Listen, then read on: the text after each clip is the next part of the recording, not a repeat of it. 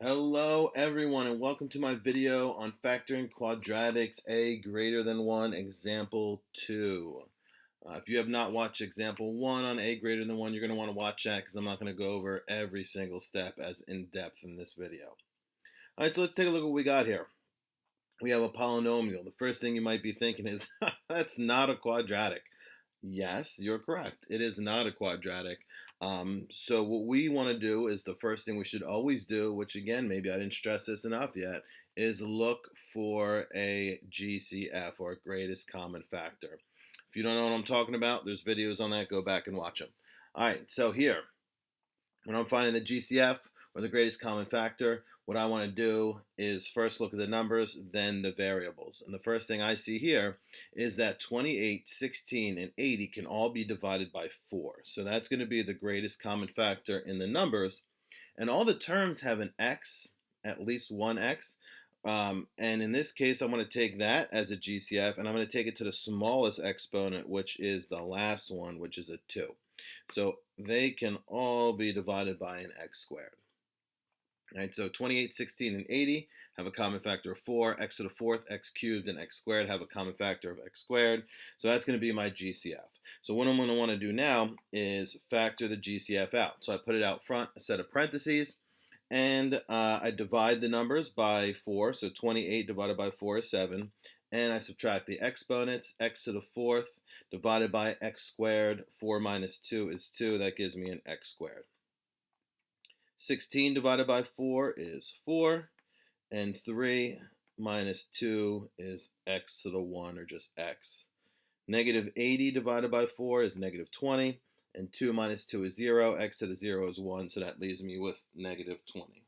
Okay?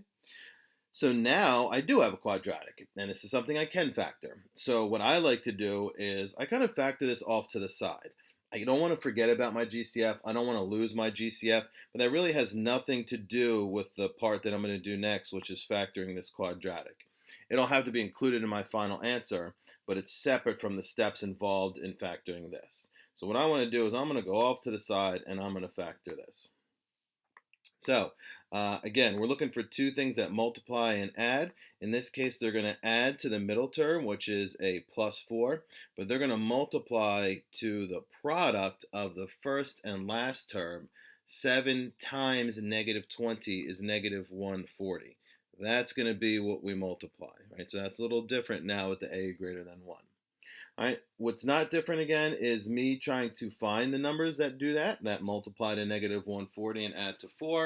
I'm going to create a table. They're multiplying to a negative number, so that means that I'm going to have a positive and a negative.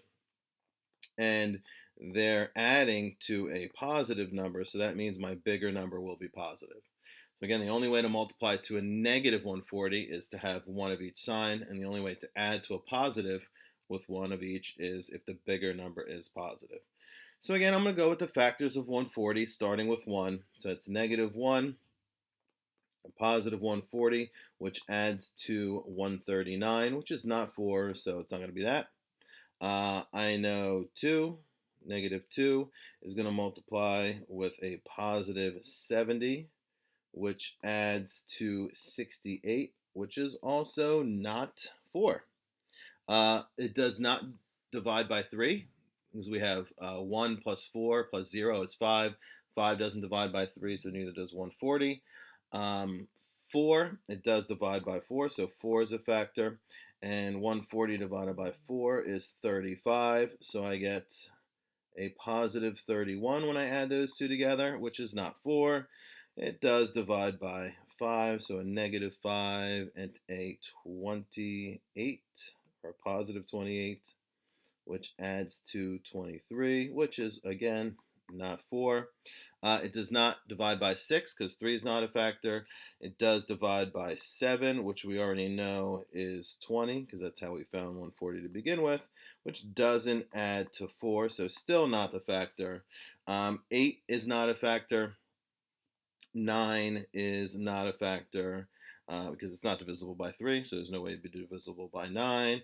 And 10 is definitely a factor, so a negative 10 and a positive 14, which adds to 4, and we found it. So negative 10 and positive 14. Those are the two numbers I'm looking for. So again, what I want to do here, and if you want this a little more in depth, go back to the last video. I want to turn that middle term, I guess I should probably use a different color, into the two terms I just found. So I'm going to write the first term, 7x squared. That's not going to change. But 4x is going to become a plus 14x minus 10x. And then the minus 20 doesn't change, so it's going to stay there. And again, it doesn't matter what order I put that. I could have did minus 10x plus 14x. In terms of your answer, it'll be the same. The work will be different, so just be aware of that, but the final answer would be the same.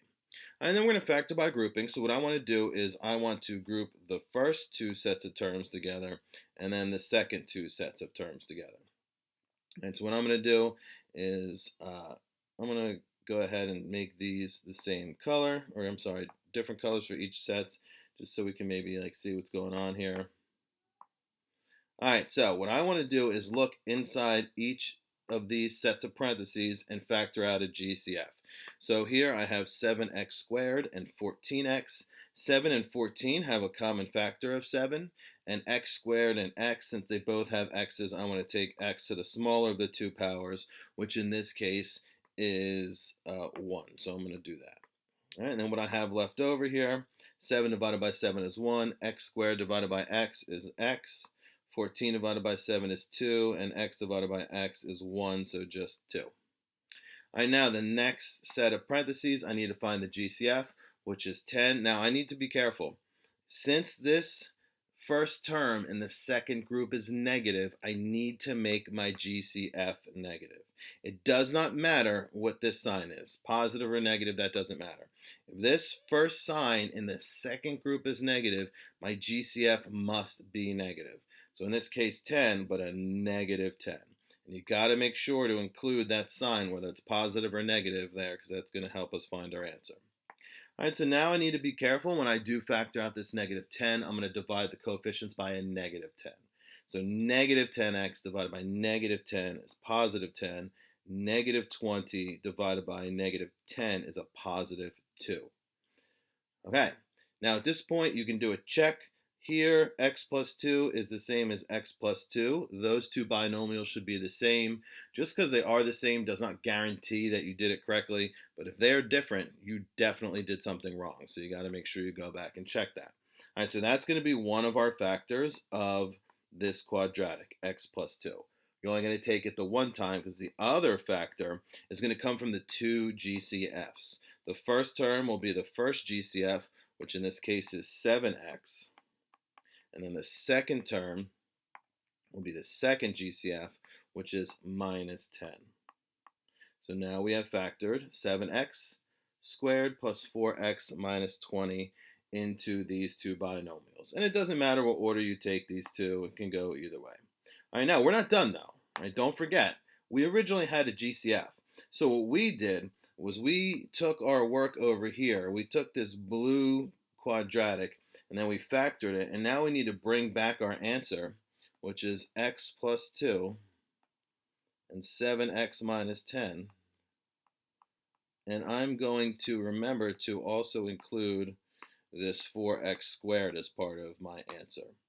All right, so we kind of did all that work off to the side so that we can come back and get the final answer for the entire original quadratic, which was up here, and we are done.